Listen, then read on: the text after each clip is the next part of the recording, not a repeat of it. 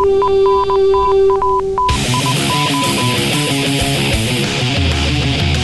to Norse Code, the #1 podcast for your Minnesota Vikings. I'm your host and producer. I am James Pagashnik. Thank you so much for listening. And on the other end of the tin cannon string, I would like to introduce Vikings blogger, analyst, and prognosticator of all things Chad Greenway. Please welcome Arif Hassan. Arif, how you doing today? I'm good. How are you? Actually, I'm terrible. Man, sorry, never mind. Yeah, terrible. Let's be honest. We're all still kind of we're all still affected by the Monday night performance by our Minnesota Vikings against the seemingly amazing, everyone thought they were dead but are coming back now, San Francisco 49ers. What a clusterfuck. And apologies, because this episode will probably feature more F-bombs than any other episode we've ever put out. I got mine out in email in the early morning, so it might have fewer. We do have one episode that's tagged with like the explicit tag in iTunes, and then the rest are clean.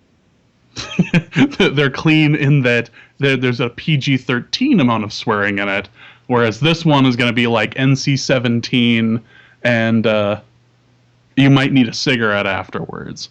It's a little rough. It was. I don't think it's a stretch to say it was an embarrassment out there. It was a very difficult game to watch. It certainly was a very difficult game to listen to, thanks to the commentary of Trent Dilfer and Chris Berman, which reminds us once again that there is one game a year that they are allowed to call, and it is the game that people are least likely to watch of the two Monday night games. So yeah, that was a thing. But we're actually going to start off with something with a different headline than the game. We'll talk about the game in just a second. But we want to talk about something first, and that is the glorious new extra point position for kickers. It really has made certain fantasy leagues more interesting, more difficult.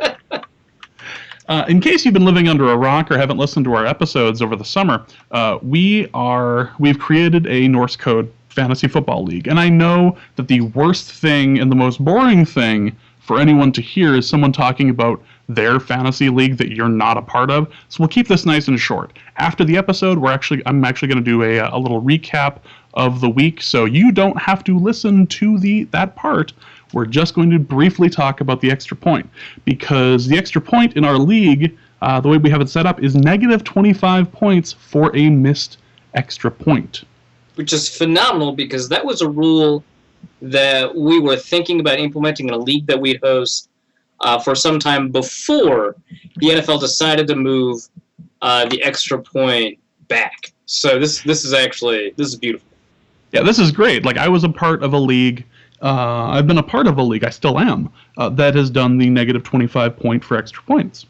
And it just so happens that 4 kickers missed their extra point this Sunday.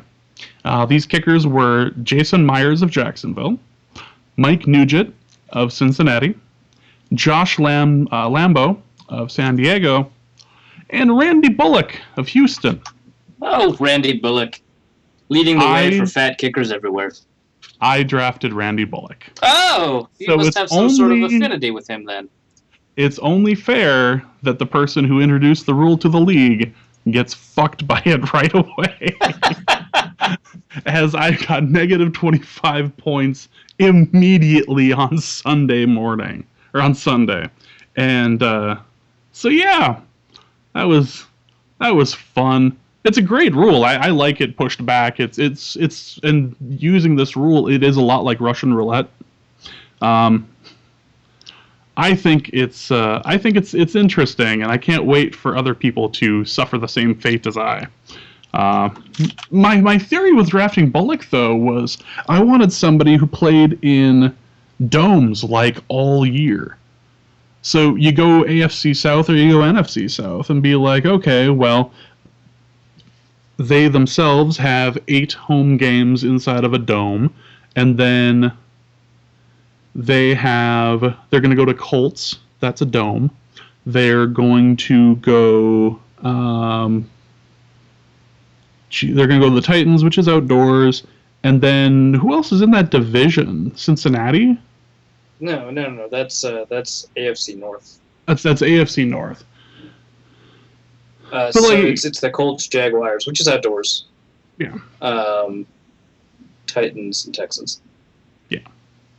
You're spending a lot of your time indoors. Like that seemed like a decent idea, and it's worked for me in the past. So for Andy Bullock, shanked a fucking extra point, leading me to have the second least amount of points in the league by like a fraction of a point. So you must be so proud of your players for pulling through and having the grit to not be last. I had a rough. This was not a positive. When Kyle does better than you, you should really reevaluate your life. And while I didn't play against him, he did certainly score more than I did. But yeah, I think the extra point rule is great. I think having a little more to chance. Sure, it's fun. Well, so and this is the last thing on the league until we get back to it, of course. But the thing is, I picked a player that I thought was certain to screw me, and if this was going to happen, it was probably going to happen week 1 because that's when all these mixed extra points were. But so I picked Brandon McManus. He's the new kicker for the Denver Broncos. But it turns out the Denver Broncos, maybe they're just not going to score that many touchdowns this year, in which case, the fact that I have an inexperienced kicker, I'm totally fine. He'll probably screw me for like 1 game, but all of those 50-yarders, man, I'm good. Well, that used to be the secret, is to pick up either Janikowski or to pick up Matt Prater when he was the kicker for Denver. Be like, well, they're gonna trot him out because they play nearly all of their games up above sea level. So it's like, okay, well, here we go. The air is super thin, and we can just start kicking 63-yarders. We did mention this on a previous show too. There's a lot of science behind it. The air actually adds about 5 yards to maximum kick distance for kickers. So that's real, and that's crazy. Yeah, it also explains how both Janikowski and Prater either hold the record or damn close to it. And I believe all of those kicks were up in Denver as well. Yeah, I think so. I think Prater's is definitely in Denver. So. Yeah. Okay. Formalities over. Let's talk about our Patreon page.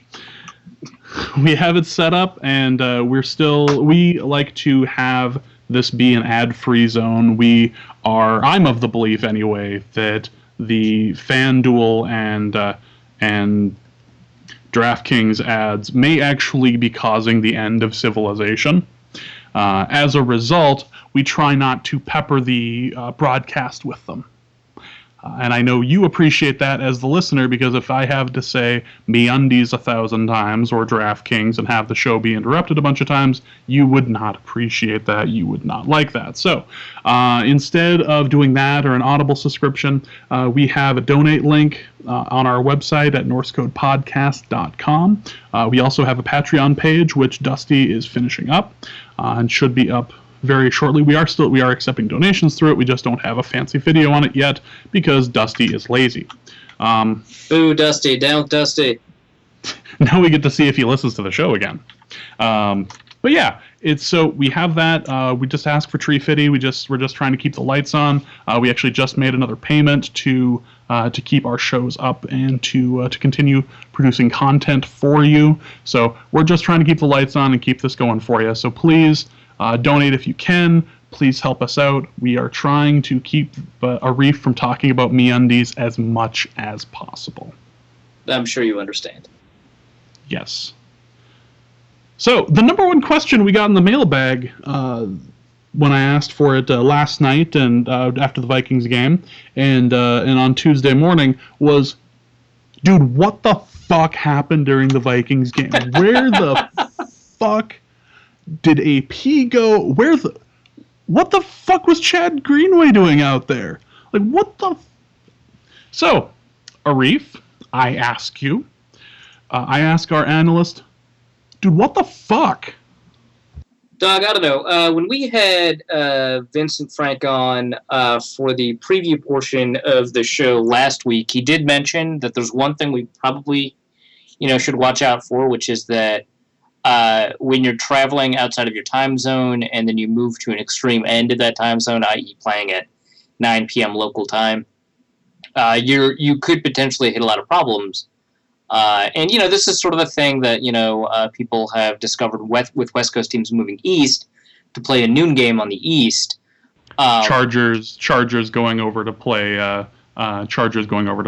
the Patriots and consistently losing. Right. Was one big example of that. Right. And so that's a thing that we're all fairly aware of is a thing. You don't have that many 9 p.m., 10 p.m. games on with West Coast games, especially because they tend to schedule those games for those West Coast teams. So another example, actually, the Chargers-Raiders used to play a lot of really late games.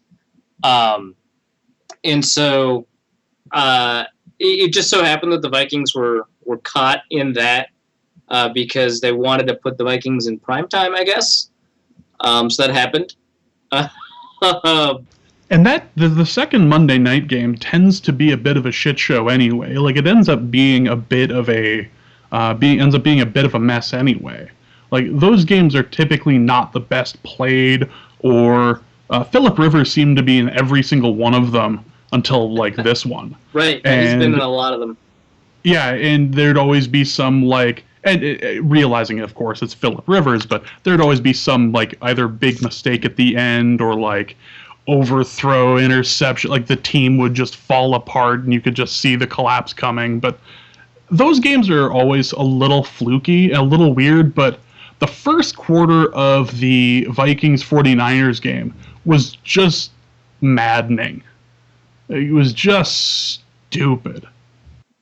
Yeah, no, it was beyond frustrating. And that's only part of it. I mean, right? You can attribute maybe some of the performance to that, but I mean, it was everything. I mean, some of it is that we were right to be worried about the line. I did make a statement either in the last show or the show before that I thought this year's offensive line was still bad, but it was better than last year's offensive line. And in particular, I looked at Matt Khalil and Mike Harris and said that they improved.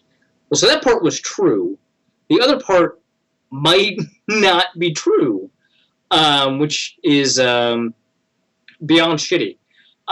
What the player that I expected was least likely to cause as many problems as they did, Brandon Fusco, caused perhaps potentially the most problems. I mean, I thought Joe Berger played a worse game, I guess, if you wanted to compare. But you don't really need to compare. They both were awful, and they were bad at the thing, and it was bad, and everything was bad. They were bad, and they should feel bad. And we feel bad, so they should definitely feel bad. If they don't feel bad, we're going to send some strongly worded tweets, letters, emails, texts, etc. Faxes? Faxes. Okay. Let's send black faxes to them. Just have them run out of ink. I like the idea of sending them a fax that says 7 days, except the joke doesn't work as well because their next game's in 6 days. Yeah. But, that's not bad. So let's start from the beginning, and I want to talk about Adrian Peterson. It was very strange to watch his usage out there, and maybe you have more insight on this. But watching Adrian out there and only getting 4 carries in the first half, and then McKinnon would come in for a little while, and McKinnon, I believe, finished the half.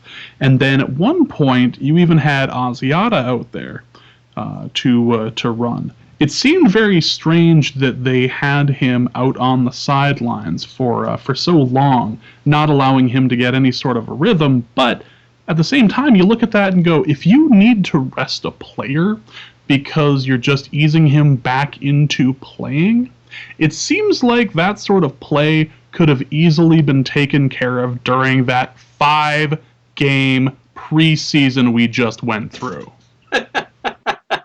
Yeah, and I don't think that was it, although it sounded like that should have happened because, I mean, he didn't play well. I mean, Mike Zimmer said that he thought Adrian Peterson, hit the line of scrimmage a little bit too quickly and wasn't patient enough.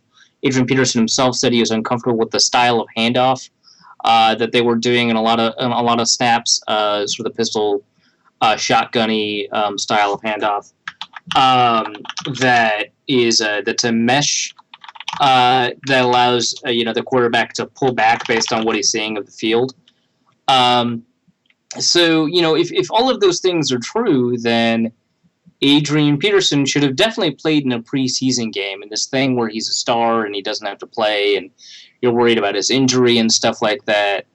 I mean, I feel like that all falls by the wayside if you're impacting actual performance in actual games. Like, I think that if the only thing you have to worry about is that, that he's going to be injured or something, then yeah, you don't put him in preseason games. But I think, and obviously we have the benefit of hindsight, but if they were at all concerned about his discomfort, and it sounded like afterwards that certainly became, part of the story, then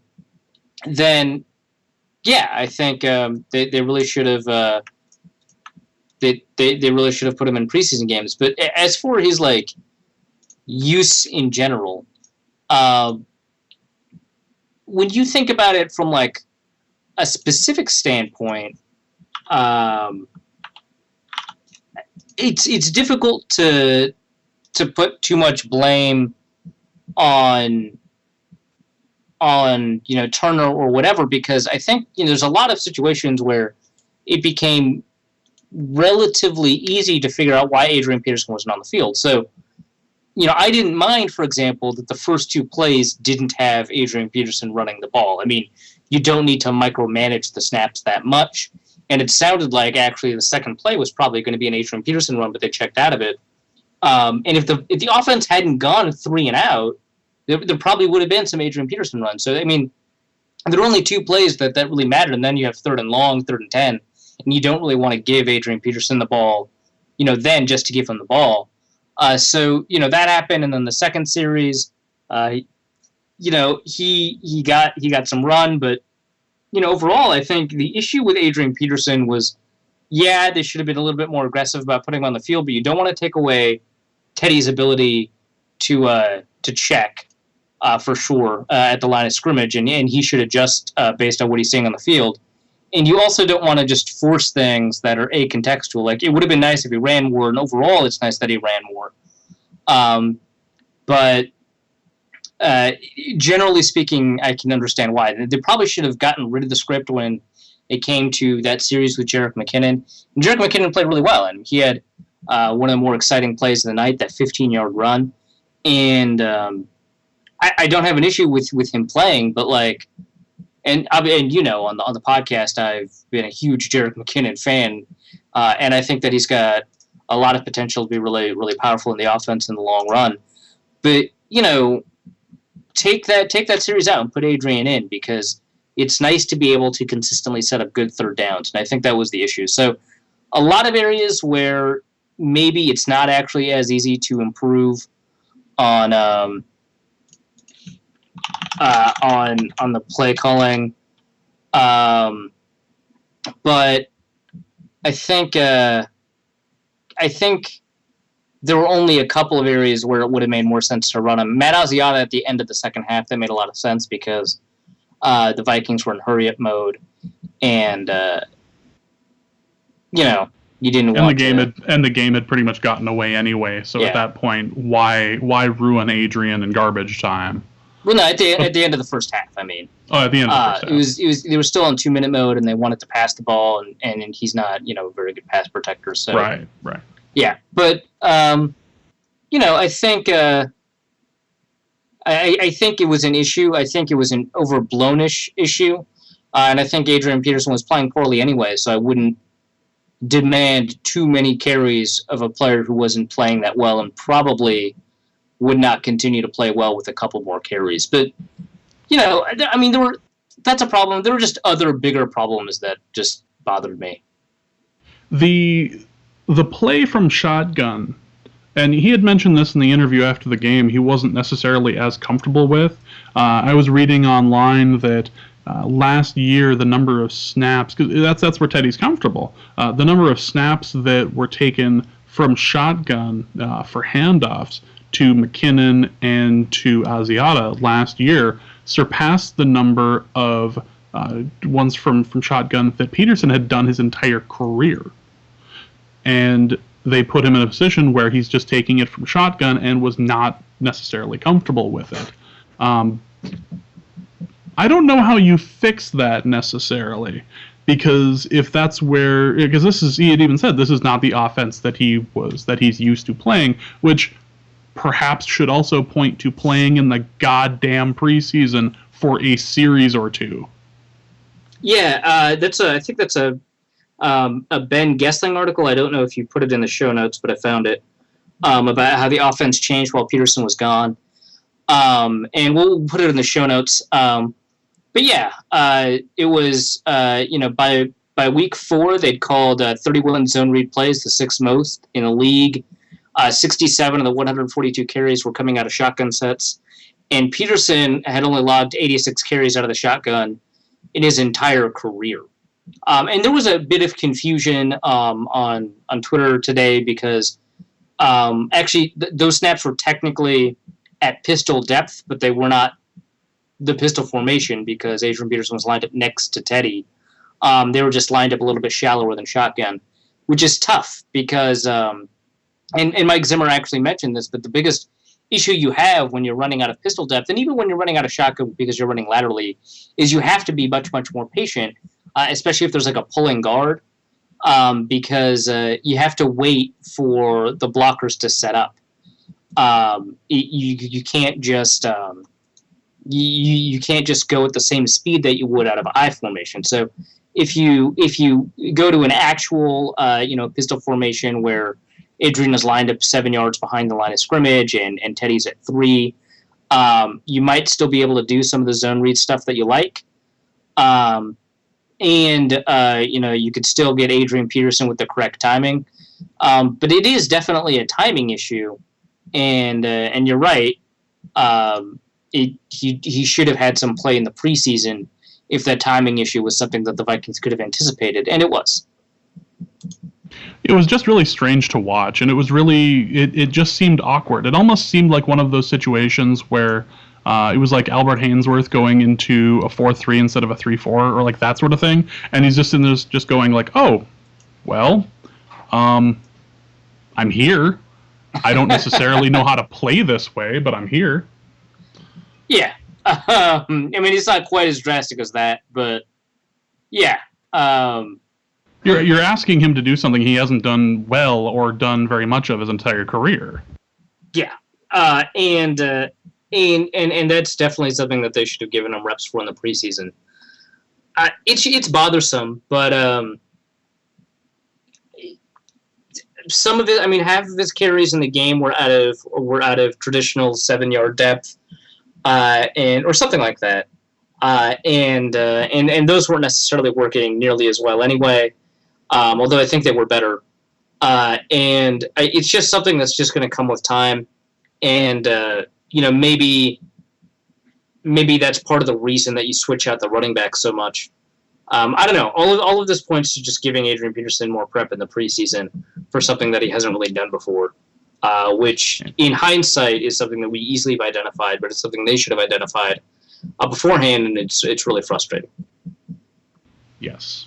Also, I would like to point out that AP did have a really nice run during the game, and it had a couple of guys on his back and dragged him and moved the pile 10, 15 yards, and it was a really nice run.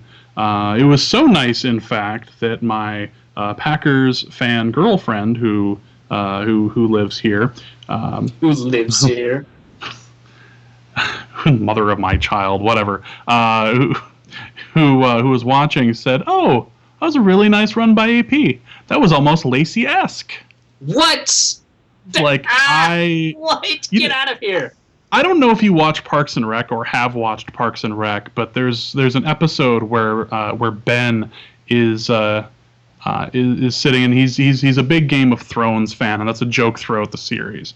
And a woman comes up and says, you've been outbid on this. You need to get up and you need to get your Lannister magic together and get your wizard and throw a spell or something. And he just sits there looking at her, going, I don't have the time to sit and tell you about all the things that were wrong about that, but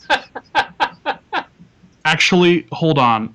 I have to do this, otherwise it's going to bother me. And then he just goes off. Like, that's how I felt about that. I was like, I don't have the time to sit here and tell you about how wrong. Actually, you know what? I do. Let's talk about Adrian Peterson versus Eddie Lacy. Oh my god! I don't recommend living with a Packers fan during football season if you can avoid it. It's a very good idea to do that.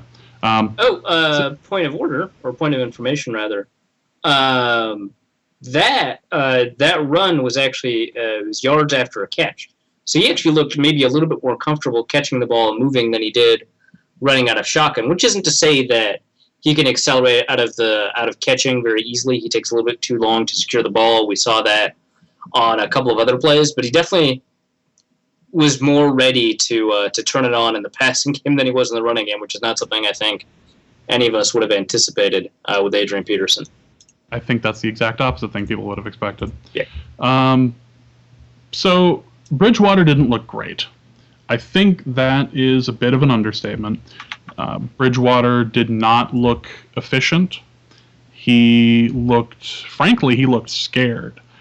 And after watching some of the sacks come through, you could understand why. But he looked very indecisive. He looked like he was second-guessing himself quite a bit. And he looked like a rookie quarterback. Yeah. No, he definitely did. It was interesting. Mike Zimmer mentioned this too, that he's never seen Teddy play so rattled in his entire career, and he definitely didn't play like that as a rookie. I don't think there was any game where he was that rattled. That includes the Detroit Lion game where he was sacked something like 7 times. So that was a little bit disconcerting. Obviously, you can't really speak to what causes that or why that is, but obviously it needs to be fixed. And so, yeah, I just I don't know. He was indecisive at times. He was like Zimmer said, rattled at times. He occasionally moved out of clean pockets, and when you say that, you always worry because oh no, Christian Ponder. But it wasn't to the degree that Christian Ponder would, and it was actually not that often. He just wouldn't let go of the ball. Ponder would have appreciated that check down Hail Mary at the end of the first half, though. He would have. I have no idea. Ponder. I'm convinced that Ponder would have gone up and high-fived the TV if he could have. I was when I watched that throw, my only thought, because I've played a lot of the new Madden in franchise mode, because if you play it through the first season, the second season you get to play in the new stadium. Which, by the way, awesome. But so you play through in each game. You have each drive you have goals. Mike Wallace gets 3 catches this drive. That seems unreasonable, but I'll force that. Okay. Or this one you're doing a run touchdown. My only thought when he threw that to Jerick McKinnon is, oh, he's played a lot of Madden and he got the thing that said McKinnon needed 15 yards or more. Okay. I'm actually kind of fine with that. It's either that or he's on his own fantasy team and is like, I just need 3 points. Just need 3 points. So going back to the actual weird Hail Mary, I think if Jerry's right had just run laterally right away, he would have had a pretty decent chance of scoring. It would have made so much more sense. It wouldn't have confused you as you were watching it happening, at least, which I think is a bit of an upgrade. I don't know, man. This game is so difficult to talk about. I think the story of the game, at least for the offense, is going to be on the offensive line.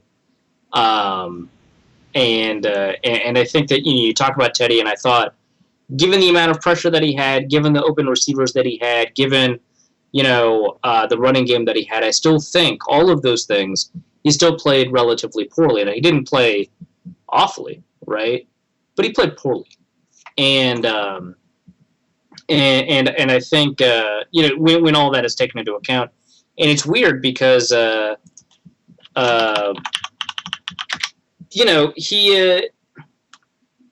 supposed to be good at this. I don't know how else to put this. He's supposed to be good at this. It was really strange to watch because every time, for a while, every time that AP would line up in back and branch off to be part of the passing game. Every time that AP would wander out, he'd have 2 or 3 defenders next to him. There were open people. It's not like this was just like a swarming defense that was causing you to think that there were 13 or 14 guys on the field instead of the 11. Like this was just a lot of bad decisions. Yeah, no, it was. He passed up open receivers. He passed up a lot of things. It was unfortunate because there were a lot of chances for conversions, and he did get a little unlucky. There were a couple of drops. There's that pass interference, of course, to Mike Wallace, and that was a beautiful throw, and he looked great. Mike Wallace looked great. He looked great. It was a fantastic throw and not catch. Yeah, if there's a positive in the game, and there are a few, but Mike Wallace looked good. Like they had the sort of rapport that you would have expected. Like Mike Wallace and Bridgewater were connecting, and it was different to see that okay, he's getting his number one receiver or whatever. He's getting it to Mike Wallace, and Mike Wallace is out there trying to make plays. Like good. They have something there that we might have been worried about in the preseason since they weren't connecting at all except for the last game. Yeah, and it's interesting that Teddy went to Mike Wallace much more than he went to Charles Johnson in this game because I think that's not really what people were expecting. And Charles Johnson lost a contested catch the very beginning of the game, and that might have set the tone.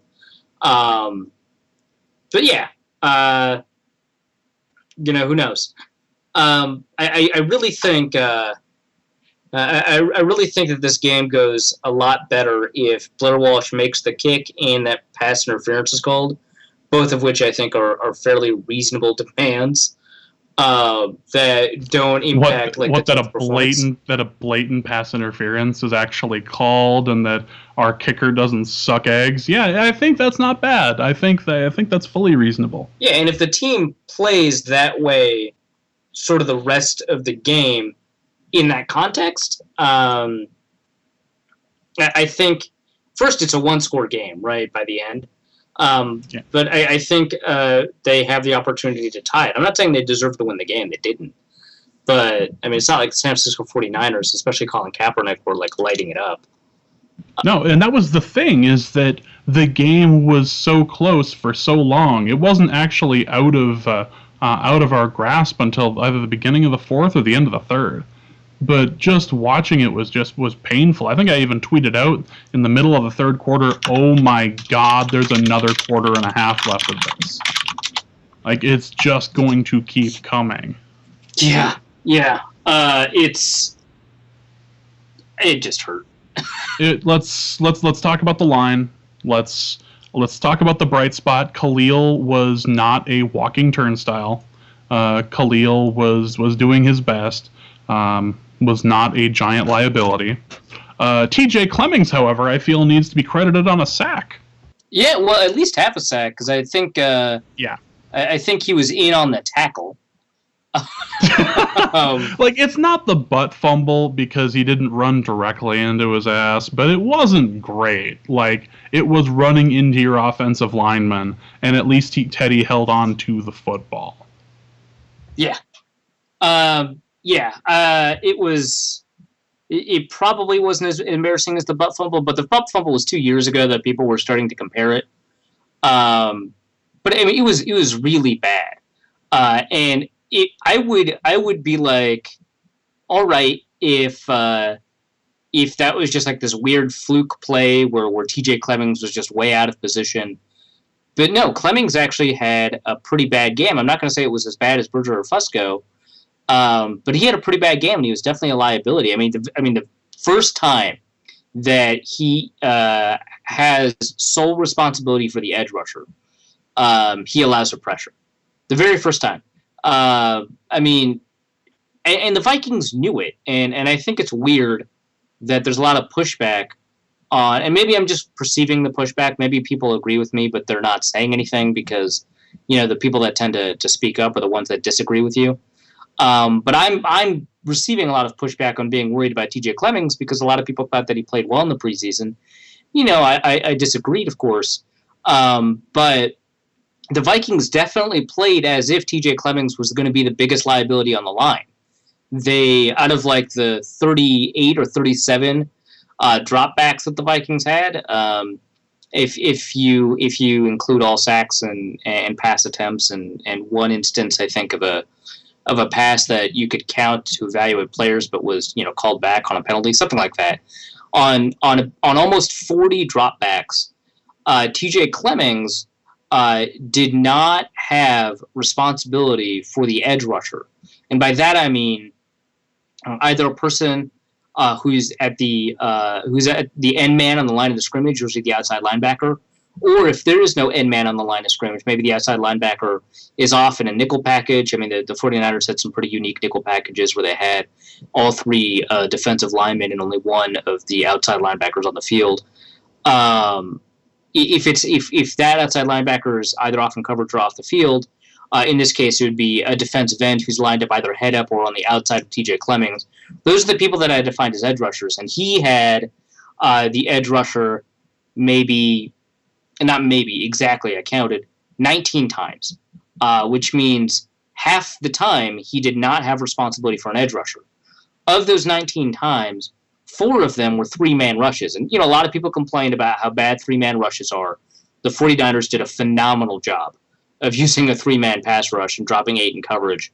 And it definitely worked for them. But, TJ Clemmings did not allow pressure on a 3-man rush because he had the ability to push his guy inside and know that Mike Harris was going to pick him up. So if you get rid of those, out of the 15 that are left, he had chips on 2 or 3 of those plays, and he allowed pressure, or he got beat on 5 of those plays. Out of the 15, or if you wanted to get rid of the chips, out of the 13, he allowed 5. It was an abysmal performance. It was really, really bad.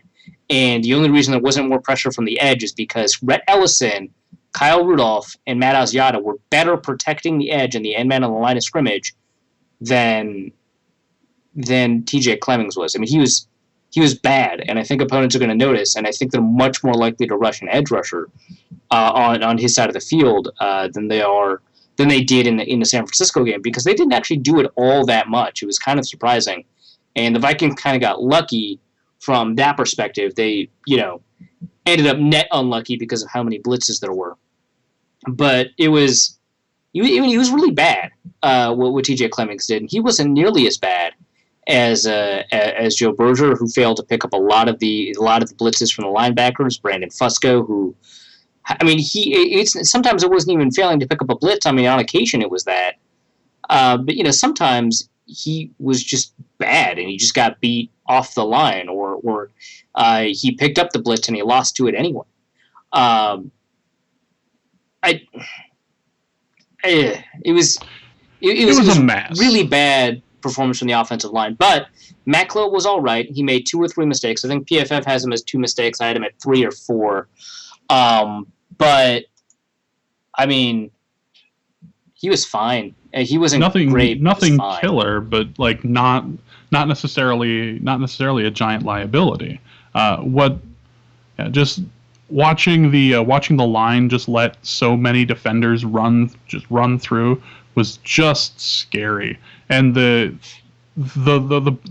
Bridgewater throw while he was throwing it away on that on one of the last drives of the first half, just cringeworthy. Like, no, not even touched.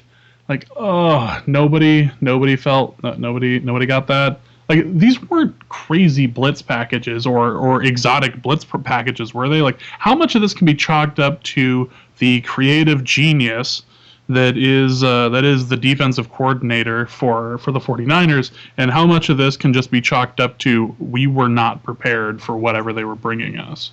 Well, I will say this. I think the "we were not prepared" thing is very true, and I think communication along the line was very poor.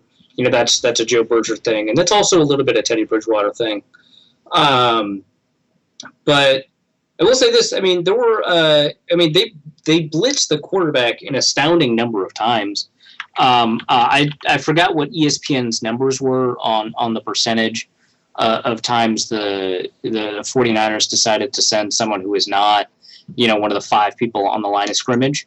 But if you take a look at how many times say Pro Football Focus saw blitzers, there were 14 of the 39 snaps that Pro Football Focus graded. That's 35% of the snaps were blitzes, and that's kind of a lot.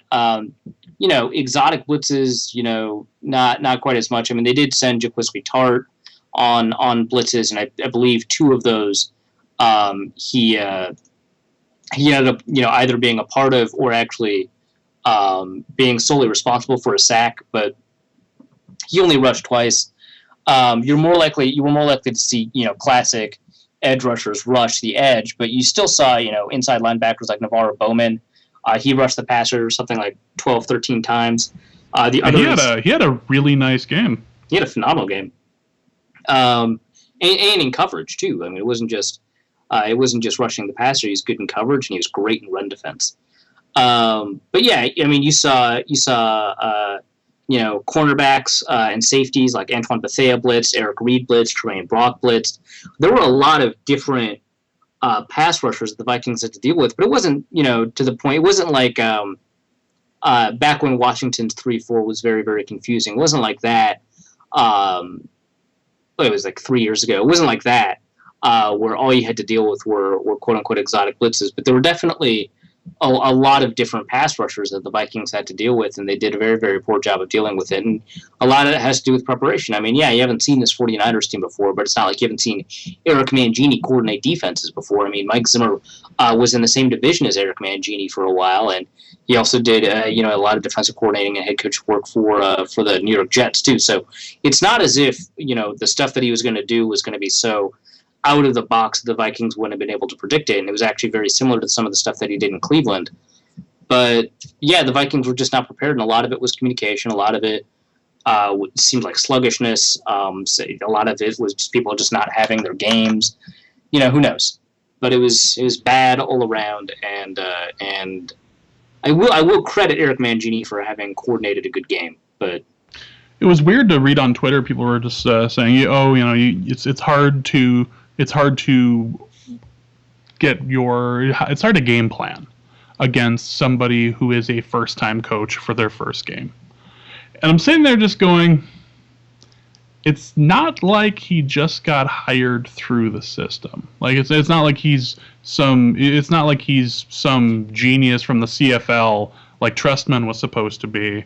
When he got signed, he's gonna do all sorts of crazy things. Like, he's been there a while, yeah, and he wasn't reinventing the Harbaugh wheel or anything when he came up. So it's hard to imagine that that's actually the case. But man, they were not prepared for the man genius and all of the bullshit that happened from that. But it would be difficult to just sit and talk about the offense as the problem, because our defense was just kicked around and exhausted and for parts of the game completely useless. One person in particular who had been called out repeatedly for his slow play and just sluggishness was Chad Greenway, who looked his age. Thomas Addison at GRBoomer1 asks the question, was the purpose of Greenway to create trash and backups and prevent the rest of the team from getting to the edge? He did not have a very good game at all. No, and he played a position that, his primary job within that position is actually to take advantage of the defensive linemen and linebackers around him and get to the running back or the quarterback unblocked. I mean, that was his job, and he didn't do that. You had one job, Greenway, one job. Yeah, and he couldn't do it. It was really annoying and sad, and I don't want to say pathetic, but it was definitely not what the Vikings should have put out there on the field. And you take a look at sort of the positional debates that we were having, and we were trying to figure out, are they going to keep 5 linebackers? Are they going to keep 6? They're going to keep 7? They're definitely going to keep at least 5, and Greenway was one of them. And you think about sort of all of the benefits that these players have. I mean, Michael Mahdi was definitely the last person off the roster, and he could have helped the special teams, which that wasn't the issue. The special teamers, it was more the specialists on the special team. But you would have been able to retain him. I mean, he's with the Saints now, and you would have been able to keep maybe some other people on the roster that you weren't able to keep otherwise. And Greenway doesn't seem to be helping. I don't have much issue with him as being a backup, but obviously his contract isn't good for that. But that's an off-season issue. Now you have his contract, you have to deal with it, and now that you have it, no matter what happens, if you play him as a starter or as a backup, it's the same contract. So I would not be sad to see him play backup. And I thought that should have been the plan all along. I don't want to toot my own horn or anything like that, but it is annoying to see a problem happening, and then have some people agree with you, a lot of people disagree with you, but most importantly, the decision makers disagree with you very strongly about it, and because they were wrong about that decision, it's created liabilities on the team. Greenway's been bad for a while. I mean, we've talked about it on the show over and over and over again, and we could repeat it ad nauseum. But the point is really more that this was predictable, and the Vikings drafted the perfect player to replace him, and then they put that player out of position. I mean, not entirely out of position, but they put that player in a position where he wasn't going to be as successful.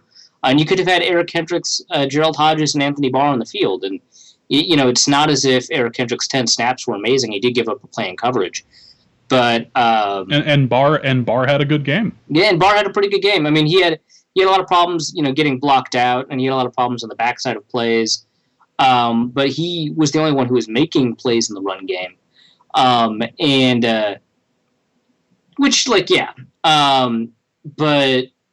Hodges got blocked out. He played outside of his gap, and having that much speed on the field would be nice, but it's not as if Kendricks is just an athletic guy. I mean that's not even how he was sold in the draft. He was sold kind of how you'd sell really instinctive, unathletic guys. I mean, the way that people talked about him was as if he wasn't athletic. He was just as if he was a really technically sound linebacker, when really he's also extremely athletic. And so I think he should have seen the field right away, and it doesn't create an issue, right? There's no, who do you take off the field? You take Chad Greenway off the field. You play Eric Kendricks at will linebacker. You play whoever, Audie Cole or Gerald Hodges at Mike linebacker. You play Anthony Barr at Sam.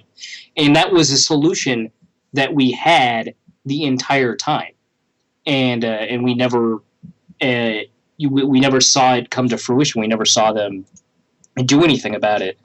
And that's really frustrating, because you see it with Greenway. I thought, you sort of saw it with Clemmings, but there's nothing they could have done about it. So it's not like you're as annoyed about that sort of thing. Did you just spend the entire day today listening to Bob Marley's Redemption song and just blast that? I was right. This is exactly what I've been saying for 3 years. And we joked about it on Twitter, but this is exactly what I've been saying for 3 years, and you people didn't see it. People didn't see it. I saw it. I am redeemed. Yeah, I mean, yeah, it's nice being right, but it sucks watching your team lose, and that hurts much more. But yeah, I mean, and you saw, and Andrew Sandejo played poorly. That's why Robert Blanton got in, and he played poorly. The safeties weren't really much the problem. The secondary wasn't that much of a problem. I thought Newman had some issues. Rhodes had a bad player too, but mostly Rhodes was very, very good. But the issue was the linebackers, and to some extent, the defensive line. I thought Linval Joseph had some good plays, but mostly didn't, hold the point nearly as well as he should have. I thought Sharif Floyd was great. He didn't make plays, but, directly. He didn't, get in on the tackle, but I thought he was great. Everson Griffin, he had a couple of really good plays, but mostly he had some very, very bad plays. I mean, it's not just the Carlos Hyde run. He had issues with containment overall. In fact, containment, Brian Robinson, who a lot more people are willing to throw under the bus, had a much worse game when it comes to containment than Everson Griffin did.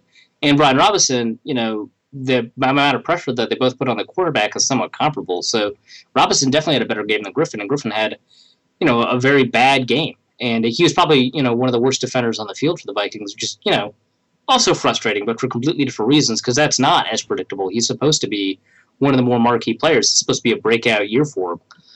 So, yeah, you didn't have troubles in the secondary, which is nice. But other than that, the Vikings, were extremely, extremely disappointing. The run defense was especially horrific. It was very, very difficult to watch the parting of the sea happen each and every play, where Carlos Hyde was made to look like Adrian Peterson.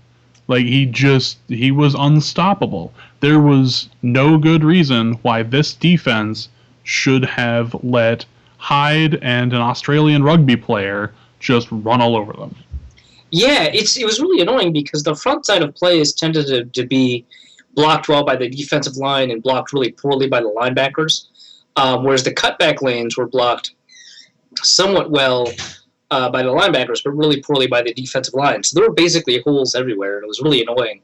And actually, one issue I had with the offensive line for the Vikings that I didn't see with the 49ers is that and this was really, really bad. It's not, I didn't even mention it because we were talking about pass protection the whole time. The offensive line could not get to the second level. They were stuck on their double teams. Sometimes it was Bertrand Fusco, sometimes it was Harrison Clemmings, sometimes it was Bertrand Harris. They couldn't get to the second level, and so linebackers were allowed to run free, which is why the Vikings did so poorly in the running game. But the 49ers on the other side of the field. They did a very, very good job getting to the second level, and some of that has to do with Linval Joseph not being able to hold the point of attack very well. But then the linebackers approached those blockers from the wrong angles very consistently. They were always on the wrong side of the blocks. They couldn't disengage from blocks. In Chad Greenway's case, when he could disengage from blocks, he couldn't make the tackle, which was embarrassing to see. It's just frustrating seems to be the word of the day. It's not, our formula, which remains true, but it's definitely sort of the word du jour when it comes to describing this game, because the linebackers couldn't approach the blocks correctly. They couldn't shed blocks correctly, and when they could shed blocks, they didn't get those tackles. And Carlos Hyde was able to carve up the Vikings defense in a year that, run defense was supposed to be a point of emphasis. I mean, the gap alignment that the Vikings had was probably the worst I'd seen since Hodges initially took over for Greenway in the Green Bay Packers game. I mean, that was pretty bad gap alignment. This might have even been worse than that, but it was really bad how often the Vikings were out of their assignments. And just because I wanted to make sure that those of you who had drawn straws or drawn squares for this, rather, Reggie Bush was knocked out of the game at 6:02 of the first quarter. So if that was your selected time, you can collect your winnings. We didn't mention this.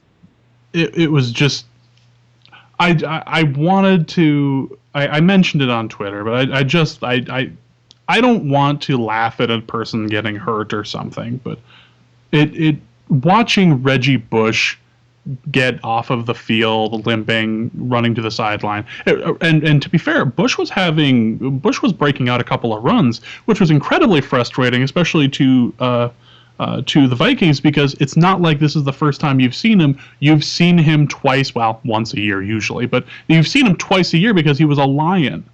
He was in our division. You know what to expect from him. He's not going to break out some insane genius run. Like, you know what to expect. You know how they're probably going to be using him. And him going out in the first quarter because of injury and then not returning is just like, oh, I bet he knocked himself out for the year. I bet this is it. I bet that this is the one time, and the 49ers are saying he should be back. It was a calf injury, but should be back for the next week or the week after. Yeah, it's a mild calf strain. There's not even a tear, although technically that's not possible because all sprains are tears. Yeah. It's like, oh, look, it's fall again. Reggie Bush is hurt. Okay. Yeah. But the run defense was just the run defense was atrocious. Yeah. The passing defense wasn't nearly as bad. I mean, we mentioned that the secondary was fine. It was annoying to see Vernon Davis do as well as he did because he's not good anymore. So that was annoying. He proved that wrong. God, special teams were just weird too. Like, we were kind of on point for special teams. We blocked a field goal. We recovered the muffed punt. This was in the first quarter, but it was just a strange game. And then Blair goddamn Walsh goes out and misses another what should be a guaranteed field goal. Yeah. And Mike Zimmer has said he's not bringing anyone else in right now. But he is getting increasingly frustrated with Walsh's misses that weren't just left in the preseason. He is bringing them into the regular season. Yeah, and given that the Vikings were worried about it, it was not surprising that that he ended up having struggles in the regular season, but you kind of always hoped that, it was the preseason, maybe it's not that big of a deal, et cetera, et cetera. But yeah. Maybe he sees like a shaman, or maybe he like goes out and clears his head in some way, spends some time in Washington or Colorado and just kind of, or Oregon, and just relaxes for a little bit, maybe figures out his center, and then comes back and starts kicking field goals again. Nope. He's gonna have a case of the hips for a while. The Vikings right now are going to let him kick through it. They're not bringing in competition. It's kind of like what the Packers did with Mason Crosby. The difference, of course, is that the Packers could just throw touchdowns instead of kick field goals, so they could just be patient with Mason Crosby. Yeah. Meanwhile, we're in the position where we're having to go for it on fourth down when we might not have necessarily needed to do that before, and it's just more pressure on a team that clearly wasn't ready for it. Yeah, like we mentioned, it's frustrating. But yeah, it's funny listening to Vikings fans complain about their kicker, because and Bomani Jones put out a thing a couple of years ago about the most hated person on your team. Yeah, that's such a good video. The number one person is your number two corner, because the number two corner is always, God, I'll just use him for an example because he was bad not last year but the year before. God, Josh Robinson's just not very good. Just God, look at him play. He's just not very good. The bad thing is that your number two corner can become your number one corner very, very quickly, and then you're just stuck with him. You're Calvin Johnson. Damn. He was lined to get up against their number 2 and number 3 receiver. Now he's not lined up against number 1. But also in that video was the kicker, because nobody hates anybody more than the kicker with a little bit of a mental issue, just not all the way there. It's like, yep, the kicker is easily one of the easily hateable people on a team. Just a mess. I think the only way this game could have been more embarrassing would have been if if a sideline reporter had gone up to Adrian Peterson and asked him to name all of his kids, and he did like an Antonio Cromartie thing from Hard Knocks, where he just sits and does the name and the birthday and realizes he forgot one and went back to to add them to the list. I think that's the only way this game would have been more embarrassing. Yeah, well, it would have been even more embarrassing if Peterson was asked to do that and then was asked to list how many times he had beaten those children. Can we include the thing from last year too? Can we include when did you stop beating your children, Adrian? Somebody had said that the Monday night game with Josh Freeman against the Giants was not as bad as this one, and I will disagree. That's not true. No, I will thoroughly disagree. Simply on the point that the SportsCenter announcers were not apologizing for what had just aired once this game finished. That's true. Yeah, it got so bad that John Gruden, who compliments everybody, always, all the time, although he's been better about that, John Gruden was like, the Vikings are wrong, this is bad, this is Mike, this is some of the worst quarterback play I've ever seen. Just terrible. And it was John Gruden. And and you heard and it's not like Trent Difford didn't yell more. He yelled much more than John Gruden. But it was definitely, Teddy's not really like this unless this is awful and this is a bad product and I feel bad being associated with the team that broadcasts this, which is exactly what John Gruden was doing. That game was definitely worse. Yeah, that was a much more embarrassing thing to live through. This game was bad, but it wasn't that level of bad. This was just bad because we had such high expectations. Whereas that season, no, we had no expectations at all. Yeah. But anyway, that is the end of that. That game is finished. We no longer have to worry about that. We can bury the game tape, which is probably going to be on beta, as we had discussed last week about Deflategate stuff.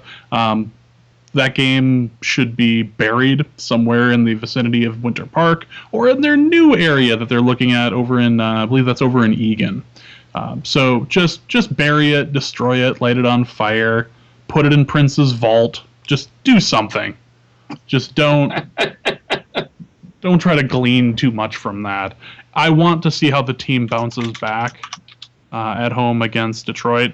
One of those two teams is going to leave 0-2 and be really freaking out. I would prefer it to be the Lions freaking out and realizing, oh, that's right, we're the Lions. We usually start 0-2. I just want to see something positive come out of that god-awful crap fest of a game.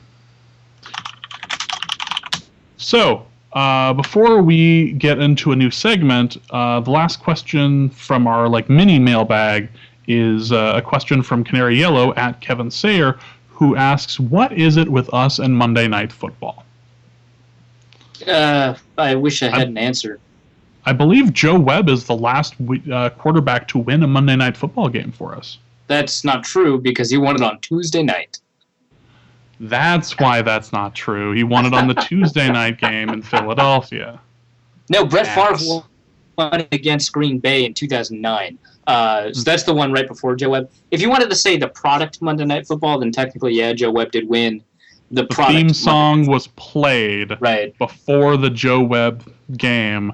I'm going with that just because the theme song was played. It may have been Tuesday Night Football, but man, evening games and the Vikings just do not agree at all. No, they don't seem to, and it's really annoying because I don't want the Vikings to have anything in common with Andy Dalton. That is a pretty bold statement. Okay, I can appreciate that. You don't want anything to go with the ginger. That's fine. They have a ginger quarterback. We have an African American who wears gloves. Sure. Okay. So we wanted to talk a little bit about daily fantasy, and not in the way that we're telling you that if you use our promo code that you can earn $10 or matching stuff or whatever. That is not the point of this particular segment. Promo code dickbutt. That is, again, not the point of this particular segment. You know, enough people have their own promo codes for DraftKings. I bet that if you typed in dick butt, you might actually get something out of it. That's so true. I don't. It was fun to watch more people turn on the DraftKings stuff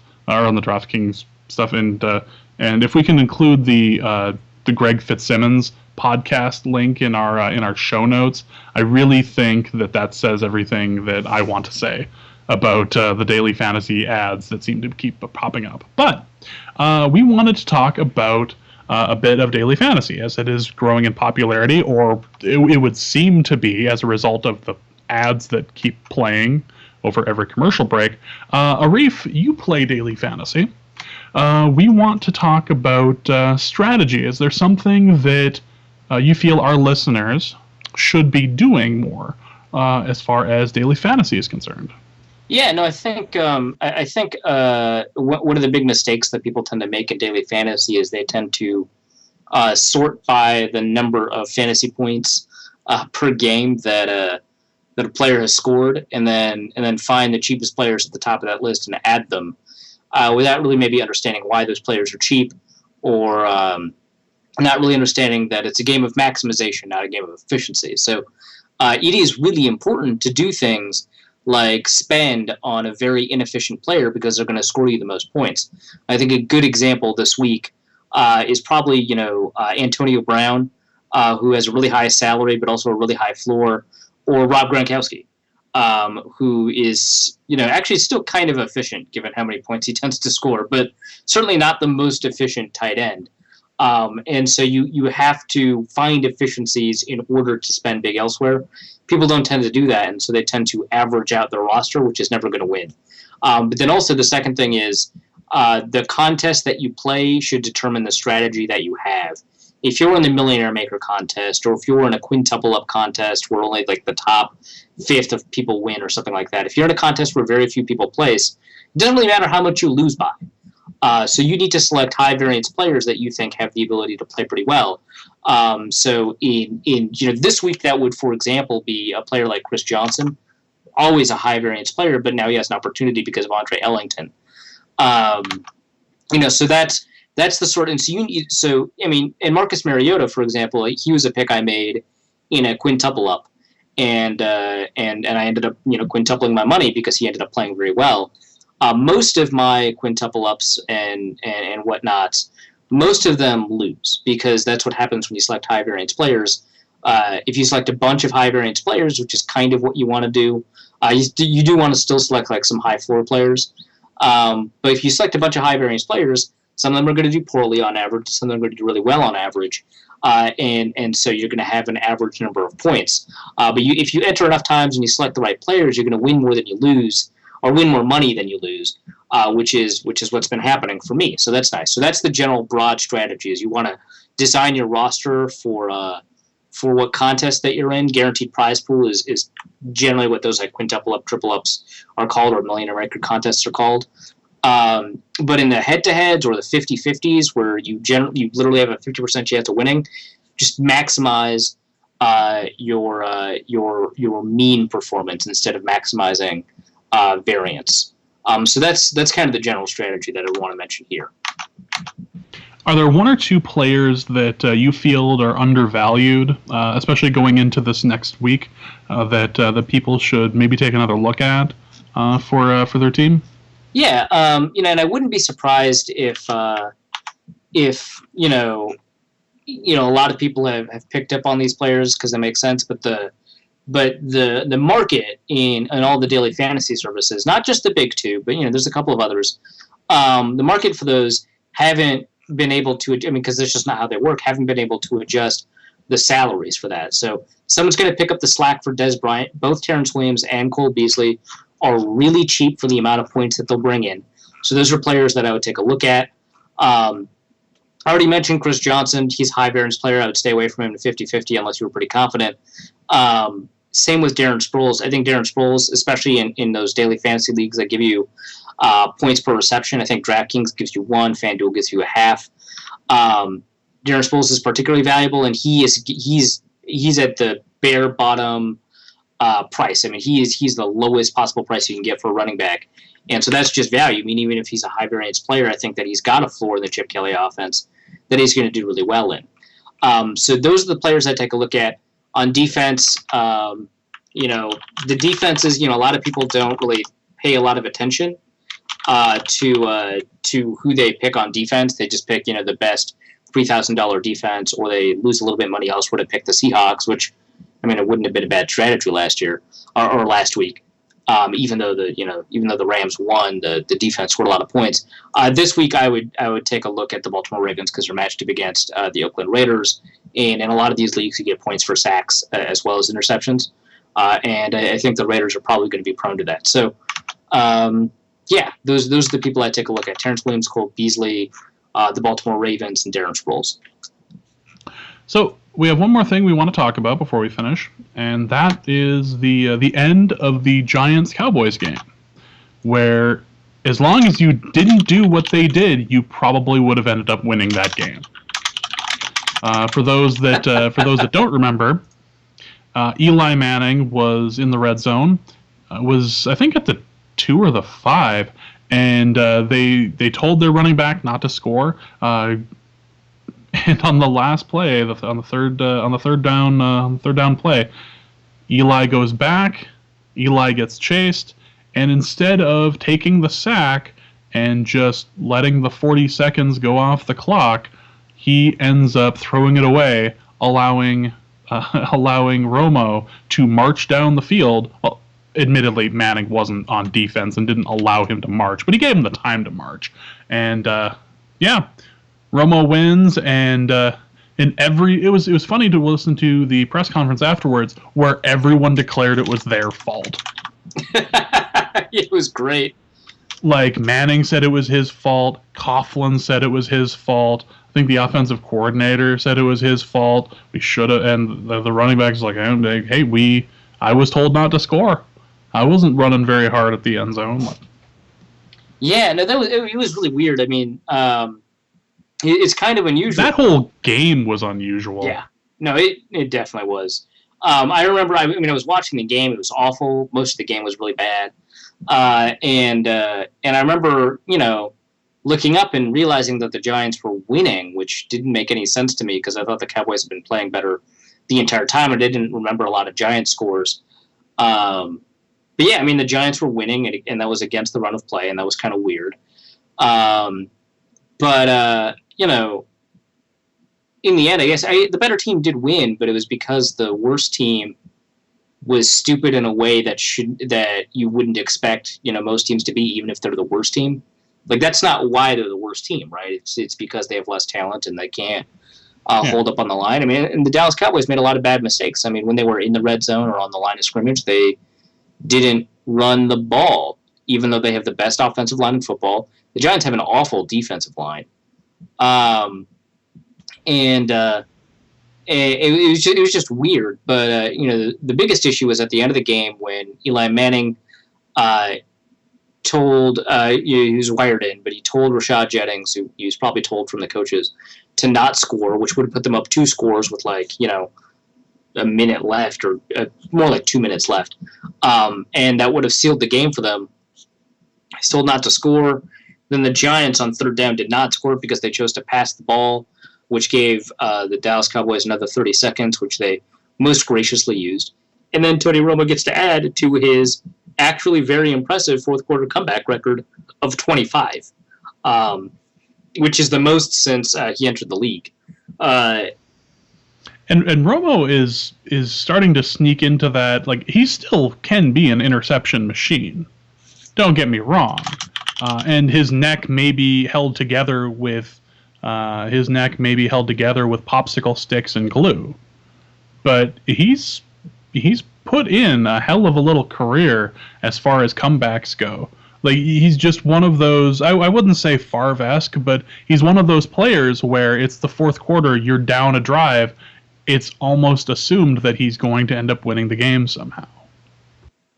Yeah, actually, Favre is not a bad comparison. Obviously, there's some differences. Tony Romo is a lot less healthy than Favre, but he's also less likely to throw interceptions. I mean, you talk about Tony Romo being an interception machine, and that's been true the last couple of years, but he has the highest passer rating when trailing, the highest passer rating in the fourth quarter when trailing, and the highest passer rating in the fourth quarter, or in the top two with Aaron Rodgers, depending on the situation. Like, Aaron Rodgers when trailing is actually not that good. But yeah, it's kind of surprising because Tony Romo actually throws fewer interceptions than most quarterbacks do in that situation, except for actually Aaron Rodgers, who doesn't throw enough interceptions. And that's like a weird thing, but we mentioned this on the show that if you don't take enough chances, you're not going to win those games late in the game when time is running out. And if you don't take those chances, sometimes that means you don't take the risks, and with those risks sometimes come interceptions. So it's bad to throw interceptions, but interceptions can be a positively indicator of style of play. And Tony Romo has those, but he's less likely to end the game with a mistake in those situations than a lot of people are. He just happens to be in that situation a lot because his defense has been awful for the past couple of years. It's better this year, and it was better last year too, which is why they were 12-4 instead of 8-8. And he actually, he has the opposite reputation, but he's actually one of the most clutch quarterbacks in the NFL right now, has been for the last couple of years, and he has a better than 50% chance of winning a game when he's down in the fourth quarter, which, as you can imagine, is unusual and rare because most players do not have that. And of course, we don't really believe in clutchness here. Really, the most important thing I'm trying to get across is that Tony Romo is a very good quarterback, and he happens to do well in situations that lend itself to the clutch designator, which is the opposite of his reputation. So if we can push back on his anti-clutchness reputation by calling him clutch now, even when we don't believe in clutch, that's probably worth it. But he was pretty good. He's not the story because of how awful the Giants played, and if the Giants had figured out how to play the end of the game, there wouldn't even been an opportunity for Romo to do a comeback. But he played well. Yeah, Romo had a great little ending, and Eli crapped the bed. Which is what you'd expect most of the time, but Eli's the one with 2 rings. Yeah, Eli is the one with 2 rings, isn't he? And Romo may never sniff the Super Bowl, but he definitely had a better game than Eli. What a mess that Sunday night game was, too. And you're right, like, watching that game, you're sitting there just going, how are the Cowboys not winning this? And it was just play after play of that. I ended up having to leave and not watch the game for about 2 quarters. And I came back, and I was amazed that the score was the Giants up. Like, I didn't understand. And the girlfriend's like, no, the Cowboys have played really well. Every time I've looked up, the Cowboys have done really well. I have no idea how the Giants are winning. But the Cowboys have been doing really well. Anyway, that'll be the end of the show. Again, if you'd like to contribute to our Patreon page, we're going to have a link in the show notes for that. You can also donate to us at NorseCodePodcast.com. The donate link is at the bottom of the page. If you would like to make sure that you never miss an episode of Norse Code, the first thing you should do is go ahead and subscribe to it on iTunes. It will immediately be available to you. It's the first place it's available every time this show is uploaded. So go ahead and head out there. Arif, anything to plug here for the next couple days? No, I think we're good. I think we're good. We're going to drop another episode here with Dusty where we're going to preview the Lions game and do a mailbag as well. Go ahead and send your messages in to @NorseCodeDN. You can also send it to @ArifHassanNFL or @DustyO'Connell. If you really want to follow me, you can do that @BigMono, although I do most of my tweeting over at the NorseCodeDN Twitter account. You can believe as we do in our formula, which I don't know if it's been any more true than it is at this very moment. Our formula is this: keep Teddy alive. Norse Code is the official podcast of the Daily Norseman SB Nation blog and is produced with cooperation from Pompous Jerk Productions. Pompous Jerk Productions. Attitude with attitude. The opinions expressed in this podcast are solely those of their contributors and do not reflect official positions of the Minnesota Vikings, SB Nation, the Daily Norseman staff, or PJP. No information in this podcast should be construed as gambling advice. Please obey all local gaming laws. Our formula is this. We go out, we hit people in the mouth. Welcome to the Norse Code Fantasy Football League mini episode, where we're going to talk all about the Norse Code Fantasy Football League and the blowouts that happened inside of it. This was a week of pure blowouts with only one reasonably close game. The first thing we want to mention is what we mentioned on the show, is that the Ghost of Al Davis, also known as my team, was beaten quite handedly thanks to a missed extra point. You'll recall that missed extra points are negative 25 points in this league, so I was screwed. I lost to OES by a score of 57.94 to 121. This was not a good game. Also, we want to talk about Arif, who is the leading scorer in the league, despite the fact that he played a guy who is suspended. He played Le'Veon Bell this last week.